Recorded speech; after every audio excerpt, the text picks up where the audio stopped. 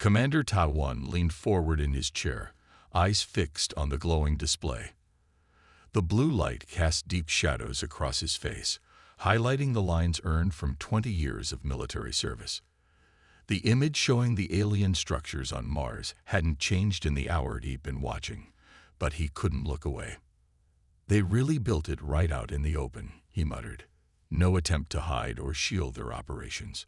Lieutenant Ji-ho entered the command center carrying a tablet. His usually neat uniform looked rumpled after 3 straight days analyzing the alien communications they'd intercepted. "Sir, we've decoded more of their transmissions," Ji-ho said, sliding the tablet across the polished surface of the command table. "They're definitely preparing for a full colonization effort. They're calling themselves the Galactic Amalgamation." Tae-Won scrolled through the data, his frown deepening. They refer to Earth as Primitive World Designation T3971. They didn't even bother learning our name. "That's not all," Ji-ho added. "Based on their communications, they conducted only basic orbital scans before landing. They saw our cities and some satellites, but they completely missed our lunar bases and orbital defense platforms. Because we designed them to be missed," Taiwan said with the ghost of a smile. Humanity had suspected they weren't alone for decades. The hidden military installations throughout the solar system were the result of that paranoia that now seemed fully justified. A junior officer approached and saluted. "Sir, the Security Council is assembled and waiting." Tae-Won nodded and stood, straightening his uniform. On the main screen, representatives from the 12 nations of Earth's United Defense Coalition waited in their respective war rooms. All eyes turned to him as he faced the camera. "Ladies and gentlemen, as you've seen from the data we've shared, we are dealing with an invasion force. They may be testing our defenses with this small outpost, but their communications clearly indicate more ships are coming." The American representative leaned forward. "Commander, do you believe diplomatic contact is possible?" "Possible, yes. But these aliens have already violated what we would consider basic diplomatic protocol.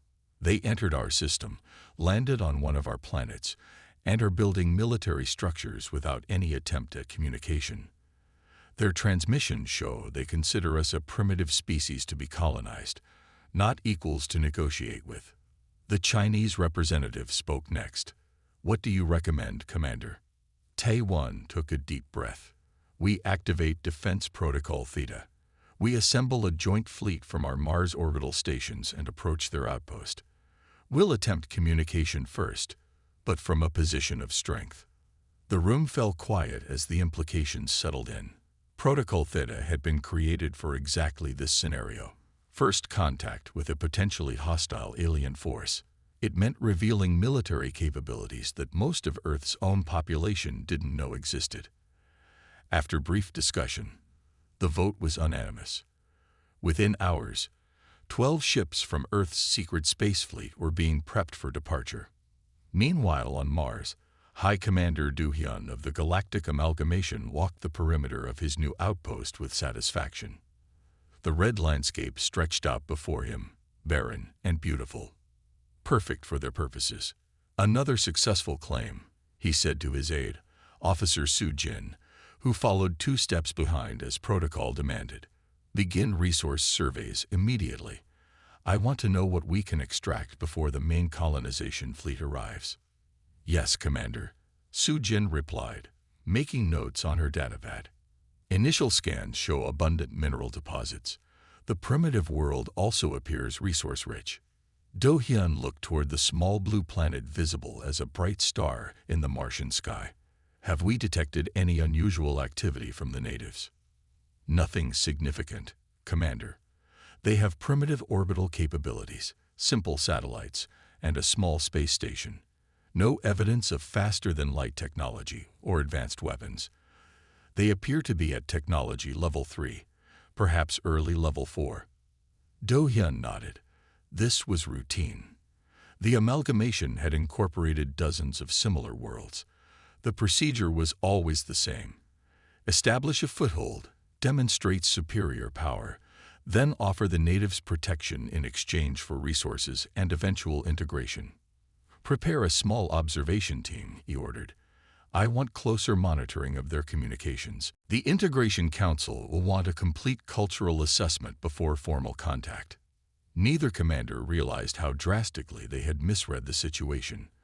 While Du Hyun saw only another primitive world to claim, he had no idea that Earth's apparent technological limitations were carefully crafted deceptions. And while Ta-1 prepared for possible conflict, he couldn't predict how the rigid hierarchies and expansion protocols of the galactic amalgamation would clash with humanity's expectations for first contact. Their misunderstandings were about to collide with potentially catastrophic consequences. The alert sirens wailed throughout the galactic amalgamation outpost, their piercing cry cutting through the regular hum of machinery. Du Hyun was in the middle of reviewing resource reports when the noise erupted. He rushed to the command center, his ceremonial cape flowing behind him. "Report," he demanded as he burst through the doors. Officer Soo-jin pointed to the main display. 6 vessels approaching from Earth direction. They will reach our position in 10 minutes. Impossible, Du Hyun shouted, his face flushing purple with rage. How did primitives get this far into the system? He stared at the screen in disbelief. 6 sleek vessels moved in perfect formation toward the Mars outpost. Their design was unlike anything in GA databases, smooth, aerodynamic shapes that seemed to absorb rather than reflect light, with no visible propulsion systems. Have they responded to our warning signals? Du Hyun asked. They're not just responding, Soo-jin said. They initiated contact first. The communications officer adjusted his headset. They're broadcasting on multiple frequencies. Should I put it through? Do Hyun straightened his uniform and nodded. The large screen flickered, and the image of a human female in a dark blue uniform appeared. Her short black hair was neatly styled, and her expression remained neutral and professional. "This is Captain Sun Mei of the Earth Defense Fleet," she said, her voice calm and measured. "Greetings from Earth. We request an explanation for your unauthorized presence in our solar system." Do Hyun was momentarily stunned into silence. These primitives had not only detected their presence, but had assembled and deployed a response fleet. And they were demanding explanations. The audacity. He quickly recovered his composure, remembering the proper protocol for first contact with lesser species. He drew himself up to his full height. "I am High Commander Du Hyun of the Galactic Amalgamation, representing the combined authority of 87 advanced worlds," he announced with practiced dignity. "We claim this system by right of discovery. Return to your planet and await proper introduction to galactic society." There was a brief silence as the transmission was received and translated. Du Hyun used the moment to signal his officers to prepare the outpost's defensive systems, just in case. Sun Mi's reply came through moments later, her tone still measured but noticeably firmer. "High Commander, there appears to be a misunderstanding. This system has been inhabited and claimed for millennia. Your presence without prior communication constitutes an invasion under both our laws and the interstellar protocols we've observed from other spacefaring cultures."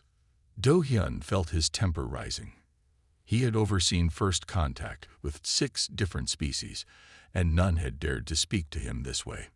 "You observe nothing," he snapped. "Your species is barely out of its planetary cradle. Your understanding of interstellar protocols is like a child reading before it can walk. The amalgamation claims all uninhabited planetary bodies in this system. We will consider allowing your species limited autonomy if you prove cooperative." In the background, Du Hyun could see other humans on the bridge of their ship, their faces showing various reactions to his words. Some looked angry, others concerned. Sun Mi's expression didn't change. "We have recorded this claim. For clarity, we reject it entirely. Mars and all bodies in this system fall under Earth protection and jurisdiction. We request your immediate withdrawal and proper diplomatic channels for any future contact." The tension in the command center was growing by the second. Junior Officer Hyun Ki, who had only been with the colonial fleet for 2 months, watched the exchange with increasing anxiety. He had been assigned to the weapons station not because of expertise, but because this mission was supposed to be routine, a simple claim of a primitive system. "Sir," Su Jin whispered to Du Hyun, "their ships are taking up standard approach positions. They're well armed." Do Hyun waved her concern away. "They're bluffing. Primitives always overestimate their capabilities." He turned back to the screen. "Your demands are noted and rejected. This outpost remains under amalgamation protection. Any aggressive action will be met with force beyond your comprehension." Sunli sighed, the first real emotion she had shown. "We had hoped for a more reasonable response. We will hold position and give you 6 hours to reconsider. After that, we will take appropriate measures." As she finished speaking, one of the Earth vessels adjusted its position slightly, moving to a better tactical angle. Junior Officer Yun Ki flinched at the movement. In his training simulations, such a shift always preceded an attack. His hand hovered over the weapon's controls, sweat beading on his forehead. "They're going to fire," he shouted, and before anyone could stop him, he slammed his hand down on the targeting system and launched a mid-range pulse at the Earth flagship. "No!" shouted Du Hyun, but it was too late. The pulse streaked across space toward the Earth vessel. What happened next would change galactic history forever. The Earth ships didn't scatter in panic as expected. Instead, the flagship simply moved. It shifted position with impossible speed, the pulse missing entirely. Then, in perfect coordination, all 6 Earth vessels opened fire. The response was swift and devastating. Fleet Commander Yunho stood before the GA War Council, his uniform still carrying the faint smell of smoke from his damaged flagship. The 7 members of the council stared down at him from their elevated seats, their expressions ranging from disbelief to anger. "Explain again how you lost an entire outpost to primitives," demanded Supreme Counselor Yun, his voice echoing in the vast chamber. Yunho swallowed hard. "The humans fight like nothing I've ever seen. They don't retreat when outgunned. They adapt mid-battle. They captured our Mars outpost in hours." He activated the holographic display in the center of the room. The battle replay showed Earth ships executing maneuvers that should have been impossible for their technology level. After Junior Officer Yun Ki fired the first shot, we expected the humans to flee or at least fall into disarray. Instead, they launched a coordinated attack pattern. The hologram showed the 6 Earth vessels splitting into pairs, each targeting different sections of the GA outpost. "Their weapons technology is," he hesitated, "unusual. They don't rely on standard energy projectors. They use kinetic weapons, guided projectiles, and focused electromagnetic pulses that somehow penetrated our shields." Counselor Jia leaned forward. "But your reinforcement fleet arrived within a day. Surely that turned the tide." Yunho's expression darkened. "We arrived expecting an easy victory. Instead, we found a solar system transformed into a fortress." The hologram shifted to show the approach of the Gaia reinforcement fleet, 30 vessels strong, as they entered the Sol system. Immediately, previously undetected defense platforms activated around the outer planets. Hidden weapons arrays emerged from what had appeared to be simple asteroids. The moons of Jupiter and Saturn bristled with defense systems. They had prepared for war long before we arrived. Yunho continued. "Our initial scans missed everything. They must have developed stealth technology specifically designed to counter our scanning methods." The council chamber fell silent as they watched the hologram show GA ships being systematically disabled by Earth's defenses. Not destroyed, disabled. Human boarding parties then captured several GA vessels intact. "They took prisoners?" asked Counselor Min, the only female on the War Council. "Yes, and they treated them according to something called Geneva Conventions, rules for humane treatment during conflict." Yunho's voice held a note of confusion. "They provided medical care to our injured. They even returned some wounded crew members under a temporary ceasefire." In a research lab several decks below the council chamber, Chief Scientist Min Su studied data collected from the human prisoners. His team had gathered biological samples, recorded interrogation sessions, and analyzed the equipment captured from Earth forces. "Fascinating," he murmured, scrolling through evolutionary charts. "Simply fascinating." His assistant looked up. "What have you found, Chief?" Min Su pointed to his screen. "They evolved on a planet with thousands of apex predators, extreme climate variations, and persistent warfare. Their entire history is an exercise in survival against impossible odds." He pulled up images showing Earth's diverse environments, from scorching deserts to frozen tundra, dense jungles to barren mountains. "Most sentient species evolve in relatively stable, favorable conditions," he explained, "but humans developed in an environment that constantly tried to kill them. Their planet has higher gravity than most habitable worlds, forcing stronger muscle development. They can endure temperature ranges that would kill most species in the amalgamation." Min Su switched to historical footage of human conflicts. "And look at this. They've been fighting each other for their entire recorded history. They've developed and refined warfare for millennia." His assistant frowned. "So they're just violent by nature?" "No, that's what's truly remarkable," Min Su said. "Despite their capacity for violence, they've also developed complex ethical systems, art, music, and cooperation on a planetary scale. They're walking contradictions, capable of both tremendous destruction and remarkable compassion." Back on Earth, in the hidden command center beneath the Pacific Ocean, General Kyungmai watched as her forces continued to push back against the GA reinforcements. Tactical displays showed Earth ships now moving beyond Mars, engaging enemy vessels near Jupiter's orbit. "Status report," she ordered. Colonel Hee-jun looked up from his station. "Our forces have disabled 60% of the enemy fleet. We've captured 7 vessels intact for study. Our casualties remain under acceptable limits." Kyung-mi nodded, satisfied. The battle was proceeding according to plans developed generations ago. Since the first confirmed UFO sightings in the mid-20th century, humanity had suspected they weren't alone in the universe. Instead of panicking, they had prepared. "Deploy Phase 3 units," she commanded. Around the solar system, hidden bases activated. Ships that had remained in reserve now joined the battle. New weapons platforms came online. The message was clear. Humanity had only shown a fraction of its true capabilities. "Send a message to the GA flagship," Kyung-mi said. "Tell them we're still willing to discuss terms of their surrender." As the battle raged, she couldn't help but feel a grim satisfaction. Humanity had always known they weren't alone, and had prepared accordingly. The galactic amalgamation had made the mistake of judging Earth by its public face. They were about to learn how costly that mistake would be. Retriestef, the grand chamber of the Galactic Council, sparkled with light reflecting off the crystal dome ceiling. Representatives from 50 different species sat in concentric circles, each delegation at their designated platform. The chamber had been designed to impress, with its towering pillars of rare metals and ancient artifacts displayed in protected cases around the perimeter. Today, the beauty was lost on the attendees.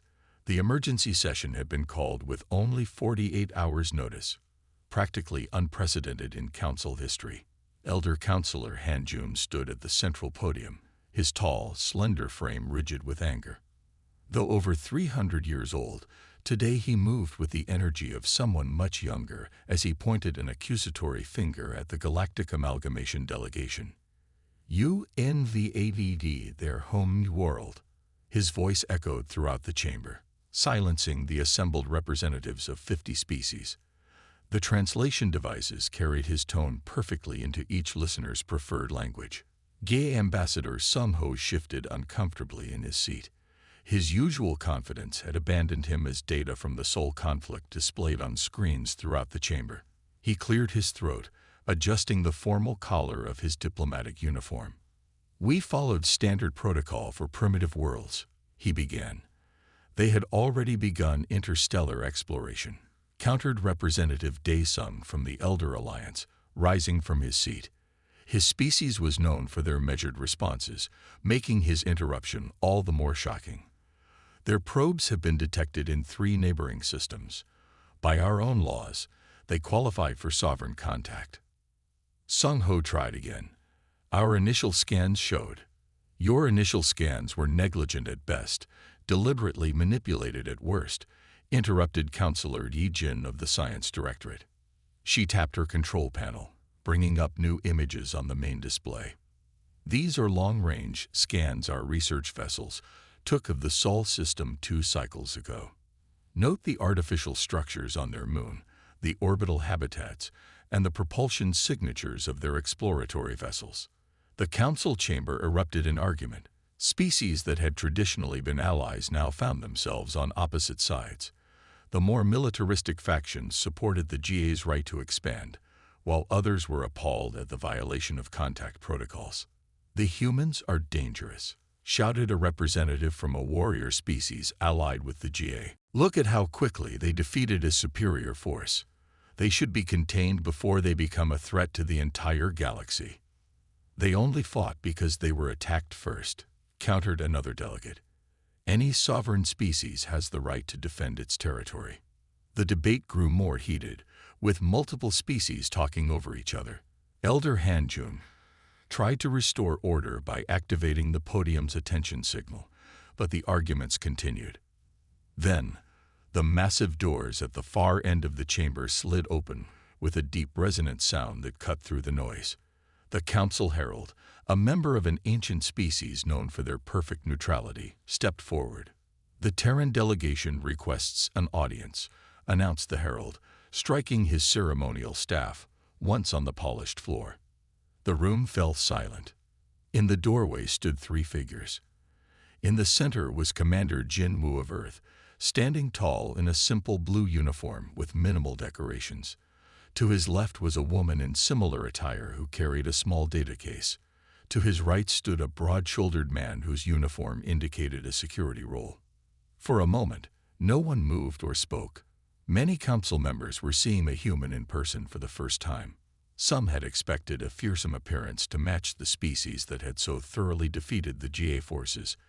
Instead, they saw beings who looked remarkably similar to several other council species, though with distinctive features.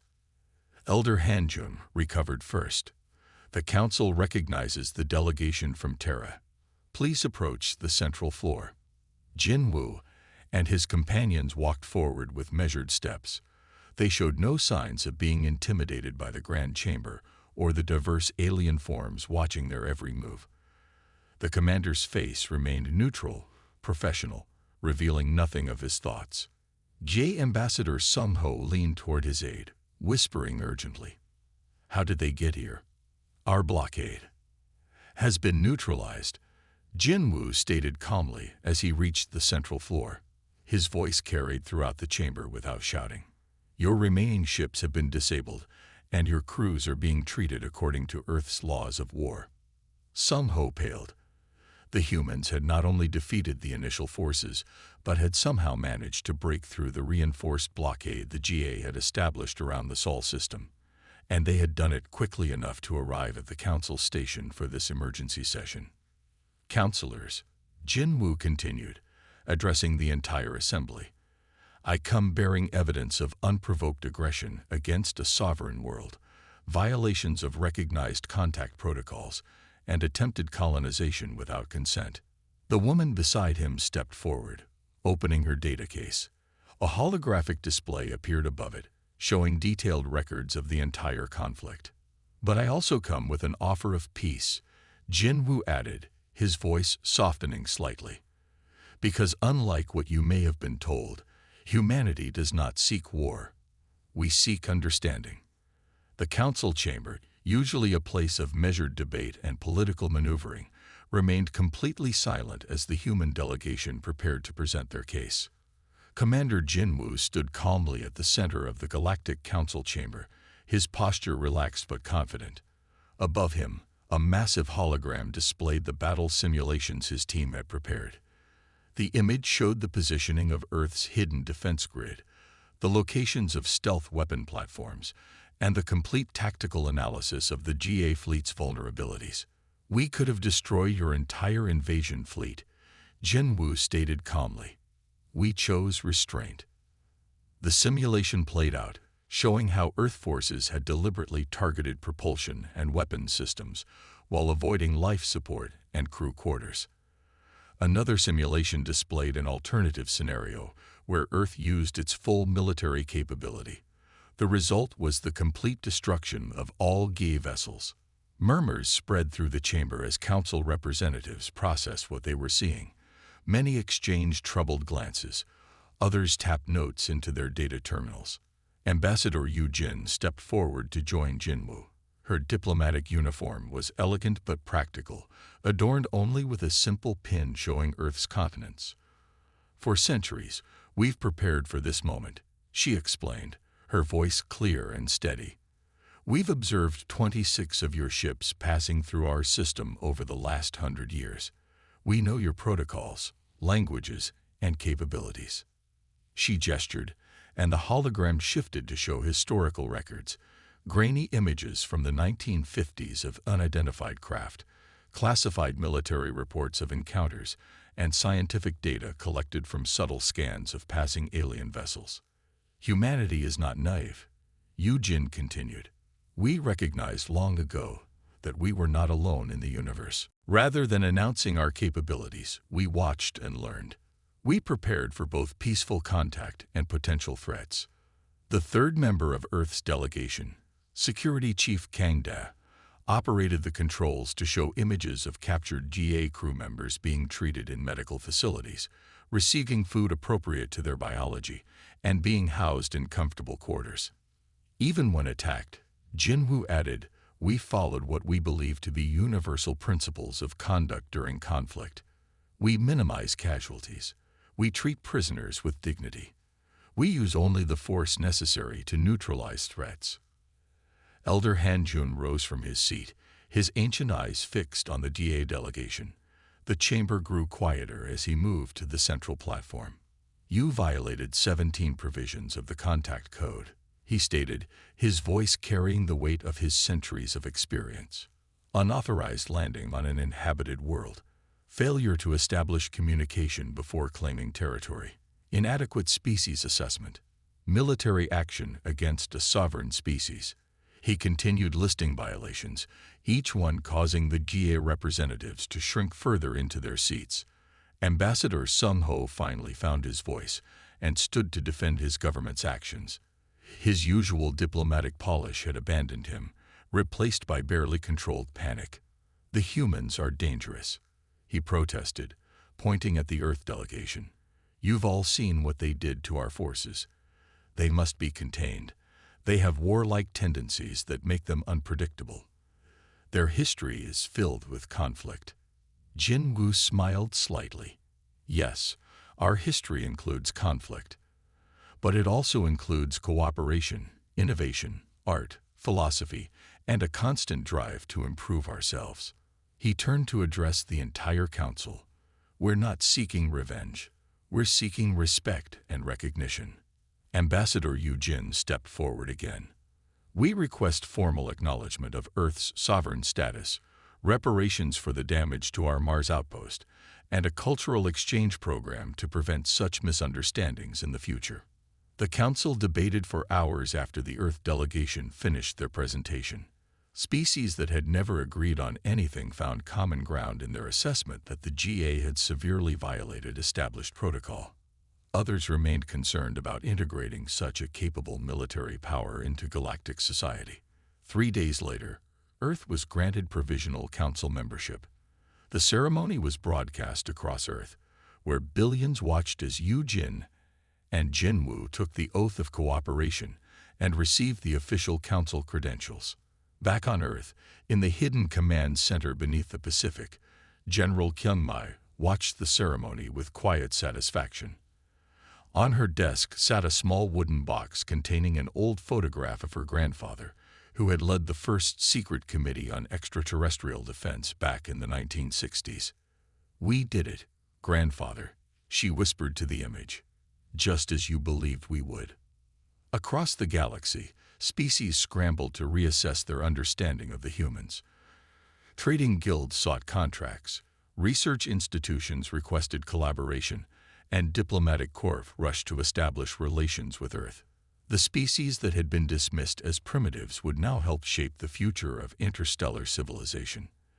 As Yu Jin signed the first interspecies trade agreement, she caught the eye of Ambassador Sung Ho across the room. His expression was one of dawning respect mixed with lingering fear. She offered a small smile and a respectful bow, silently communicating what everyone in galactic society now understood. Underestimation would be a costly mistake. Retroclaude can make mistakes. Please double-check responses.